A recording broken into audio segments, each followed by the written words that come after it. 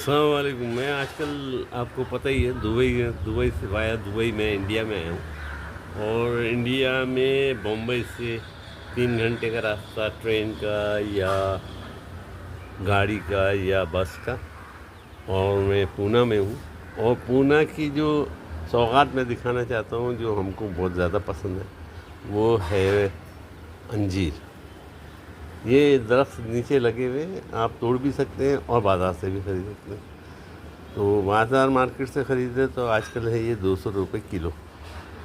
बहुत यानी कि दुनिया में जिस तरह सऊदीया वगैरह पे बहुत ज़्यादा महंगे, और यहाँ बहुत ही सस्ते ताज़े अंजीर, और बहुत टेस्टी है, मीठे हैं और ख़ूबसूरत हैं।